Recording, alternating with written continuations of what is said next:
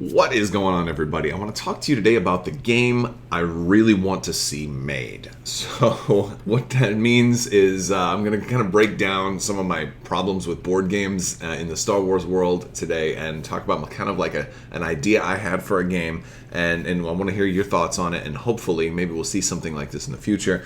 Before I get too far into it, though, I do want to remind everybody there is a giveaway going on right now for 3 conversion kits for X-Wing 2.0. I'm giving away 3 conversion kits. All you have to do to enter that giveaway is become a subscriber and leave a comment on this or one of my videos. It's as simple as that, though it will be announced before Gen Con, so make sure you stay tuned for that.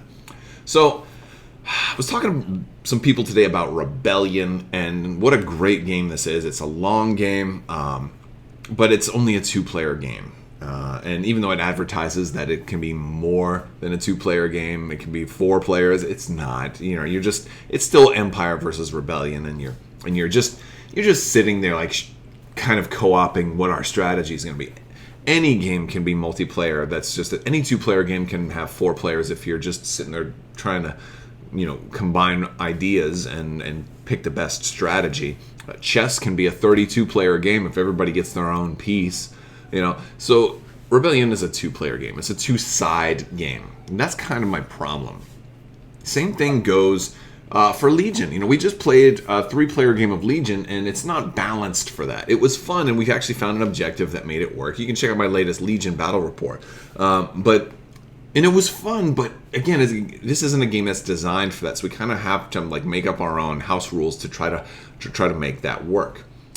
I would love for a game to actually be balanced and designed to be a multiplayer game, i.e. like 3 to 5 or, more than 2 from the get-go, especially if it's a board game. So I can just show up for game night with, this new game. I've talked in the past about wanting to see a bounty hunter game because I think the problem with Star Wars is that at its core, it's Empire versus Rebellion. So it's hard to really Empire versus Rebellion versus the Hutts. It's hard to fit 5 to 7 different factions or something into Star Wars. Well, I think I found a way. One way is obviously a bounty hunter based game. I've talked a little bit about that in the past. Not really talking about that one today because a bounty hunter based game would be a lot of fun. Would like that. It could be, Epic Duels was a great. It was a little bit abstract because you had people from all different timelines just fighting in a battle royale. It didn't necessarily make sense, but it was a lot of fun. Most board games nowadays tends to want to make a little bit more sense. Also, Epic Duels is long out of print. Good luck trying to find a copy of that. So, for a new game to come out now, here's my idea. It would kind of use the board that Rebellion does, in that it would be about, you would use the known galaxy. It would probably be a more in-depth board. There'd be more zones than these. It'd probably be a little bit more crowded, and probably a little bit larger, although this is actually a really large board. The idea, though, is I would call this game Dawn of the Rebellion, or maybe Birth of the Rebellion, or something along the lines, in that it's before the Rebellion is actually put together. We see a lot about the Rebellion being formed in Star Wars Rebels. This is before that. This is early, after Episode 3, maybe only a year or 2 after Episode 3. The Empire still, new and rising, and all these splinter groups are forming. And the thing is, what's going to make this a multiplayer game is nobody plays the Empire. I'm not going to make one player be stuck playing the Game Master, because that's going to be who owns the box, and whoever brings it to game night, oh, it's your game, well, you have to play the Empire, and you have to teach us all how to play. Nope, nobody plays Empire. Empire is actually the game itself, the AI system in the game. When a card gets flipped and something bad happens, it's an Imperial presence, an Imperial patrol. The Emperor comes to inspect your base. Oh no, everybody, that's the Imperial. So everybody who's playing the game is playing a different splinter group during the initial rebellion phases in the galaxy. And so that is how the time setting, and that's how you get a true multiplayer Star Wars experience about Rebels versus Empire. And everybody is trying to vie for control. And different factions are going to have their own separate victory conditions as well. So I'll talk a little bit more about some of the different factions that I am proposing. But I'm thinking that this would basically kind of behave kind of like in a Twilight Imperium, or in a 4X style way. You would use that known universe. but it would be more along the lines of, you pick each faction or whatever, maybe have a certain home planet that they start on, and you're moving from planet to planet, and you are trying to establish relations, maybe build allies in secret, and so maybe like a card will get flipped over, and it's like Imperial Patrol. If you're and this applies to everybody. If your stealth isn't this high, then you have to roll and potentially lose a ship, and like each faction would be also working to build, and there'd be certain things you'd be wanting to build: money, you'd be wanting to build renown, you'd want to be willing to build militia, so you have like troops on the ground, also ships in the sky. You'd be wanting to build wealth, influence, and the difference between like renown and influence in this game, like influence might be influence with the Empire. Like maybe you're somebody who is like Mon Mothma, like a senator who is working from the inside, and so they don't press you as hard as they might press other people. But then renown is more like, oh, I'm a hero amongst the people, and so so there's stuff like that, and you'd had to have different stats, and so each faction would kind of have different approaches, and there'd be multiple different paths to victory and multiple different play styles depending on the faction. And just because you pick somebody who's like diplomatic doesn't mean that they couldn't necessarily build a big navy or something like that. So that's the idea, kind of for the setting for the game. So you have like Imperial Patrol card that might get, and you'd have like a different card that gets flipped over each turn, or maybe when people go to different systems and stuff, cards happen, and sometimes it will trigger an event card, which is like one of those bad ones. Like one might be Inquisitor's Attack, and then everybody has to lose one of their personnel cards or their key asset cards, unless they happen to have a Jedi keyword available in like the cards that they have showing, or something like that. Because early days there would still be a couple of Jedi around, so it's not it's not too far-fetched to think that there could be some rogue Jedi, or even young Padawans who weren't fully trained Jedi, because we have a whole video game coming out about that. So that much is kind of cool. So again, early days of the rebellion, all these different splinter groups, kind of forming. So let's talk about some of the things that you're going to do. So you're going to be building a fleet, trying to evade the Empire as they're flying around, either try or evade them, or just try to fly under the radar. Like not maybe your renown is too high, then they take you down. Things like that. It almost kind of reminds me of like Firefly in a way. I'm like, no, we're not wanted. We're just doing our thing. So that, like, again, that's going to factor into your play style. If you're playing very militaristic, like doing hit and run tactics against the Empire, then when the Imperial Patrol comes through, you are going to get hit. But at the same time, maybe you're doing those hit and run tactics and you have great strength. Maybe you'll defend against when the Inquisitors come. And because you would need, I think, similar to Rebellion, you would probably need a good, a healthy blend of ground and air forces. And so there'd be different versions of, trying to evade as they come by. And so you're looking for all kinds of different ways to get victory points. Everybody's going to have their own different victory condition. We talked about that, right? So for some, it might be, infiltrate from within. Like you might have a victory condition. And I think these victory conditions should be public knowledge. So they'd be laid out on the board and you'd be able to see how far each person is on their own victory. Because maybe you want to sabotage somebody else. Maybe you don't agree.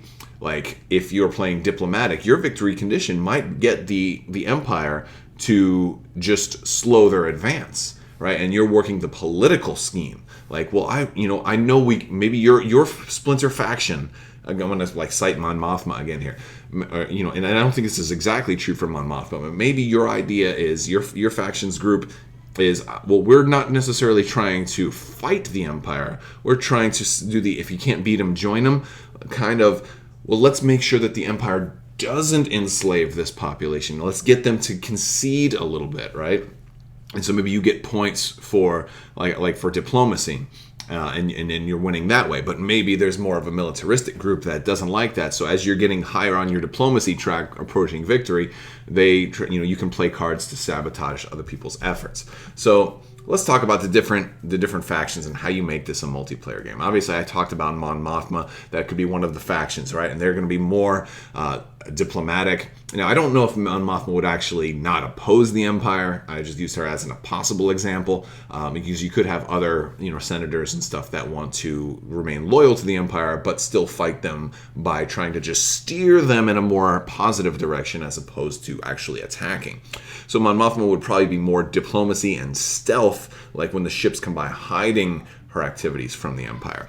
You'd also have Saw Gerrera as you're in his partisans as more of the military and renown, like spreading the hero amongst the people. So he'd have different, he'd be tracking different stats, and he'd be more focused on the might edge as opposed to the diplomacy edge. But granted, that's kind of one of the cool things about this is that you could, Saw Gerrera is going to start off, with more military and more militia, and more fighters, but he might use those to, influence diplomacy. He might just, have at it as a good stuff. So you could take different paths because nobody's locked into a certain way. It might just be easier for him to do that.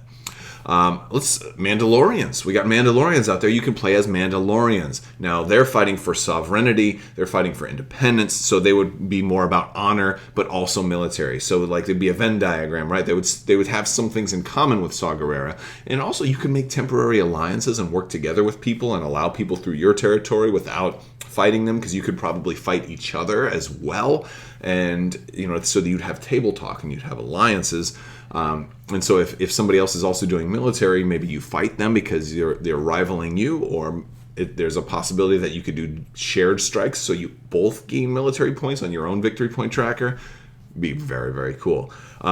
And before the Mon Cala came in, you could play as Akbar. You'd have a much better fleet, but less militia. So that would be a different path for victory for you. Maybe you're not interested in diplomacy at all. Maybe you're all about honor and fleet. And so maybe you're, and one of your victory conditions might be to take down a Star Destroyer in combat. And all of a sudden that spreads renown, because in addition to gaining points, you might have certain milestones that you have to achieve, to complete victory. Very cool stuff. And there could also be certain things that you absolutely can't do. Like if you're playing a pacifist, like Mon Mothma might not want to take down a Star Destroyer. If she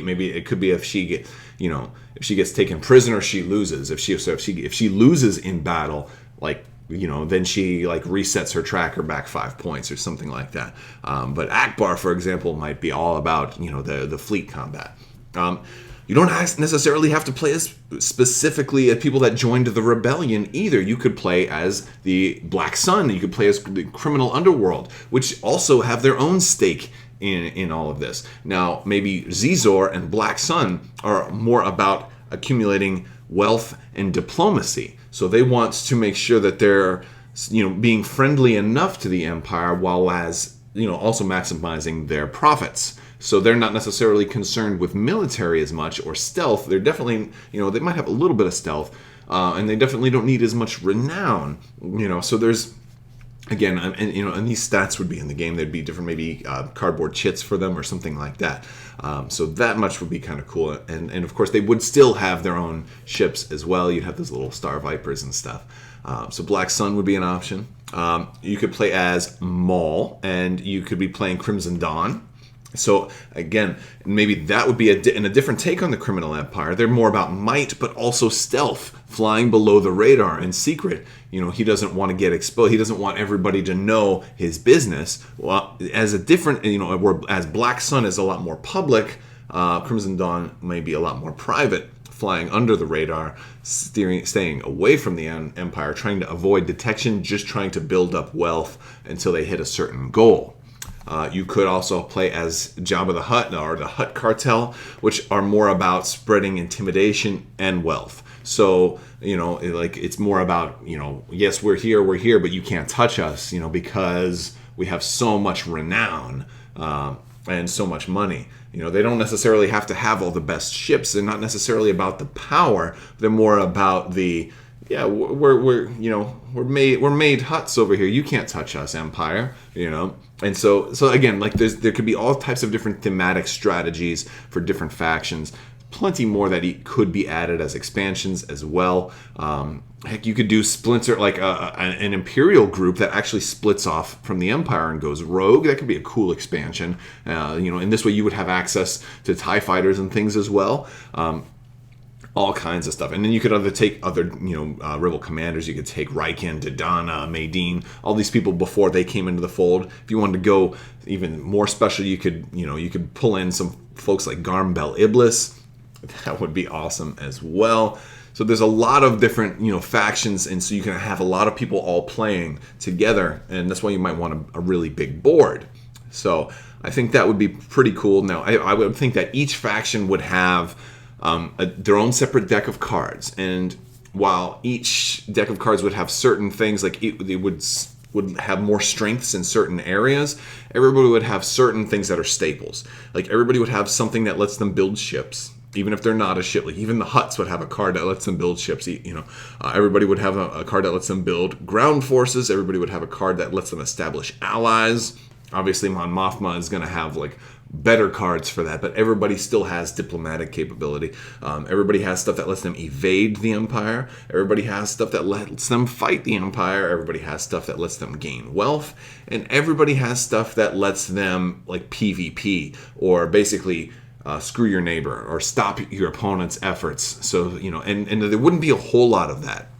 Like everybody would probably only have like maybe one card to really help them, shut down an opponent, like or a counter spell or something. Like, no, you're not going to do that, But there might be one faction that has like two of those, or maybe even three. But you don't want it to create a negative play experience, so you want to minimize that. Or maybe like when for somebody to play that card, there's a cost to them. So when somebody does stop you from doing something, it also hurts them as well. So you want it to be very like pick and choosy when people play their different cards, but each deck would be like faction specific. And that's that's basically my quick rundown for this game. It'd be a multiplayer, and it would kind of have a similar feel to Rebellion, I think, but it'd be truly multiplayer, and it'd all be about everybody trying to stake their claim as the force that the Empire has to reckon with, or as the biggest threat to the Empire. But let me know what you think, guys. If you like this video, go ahead and give it a thumbs up. Let me know what you think down in the comments below. Do you want to see more multiplayer games for Star Wars? Do you want to see more single box games, or do you because that's one of the problems we have right now is like all the really good Star Wars games, with the exception of Rebellion, are all like you have to buy your own army and you have to do this significant buy-in, as opposed to just a single box game. I like single box games too. I like games where we can get, when 3 people show up, to a game day, and you're like, well, we were going to play Armada, we were going to play Legion, well, instead, hey, let's play Dawn of the Empire. Boom. Oh, 5 people are here. Let's play a 5-player game and see who comes out on top. That's what I think. I think it would be great. But let me know what you guys think down in the comments below. Thank you guys so much for watching, and have a great day.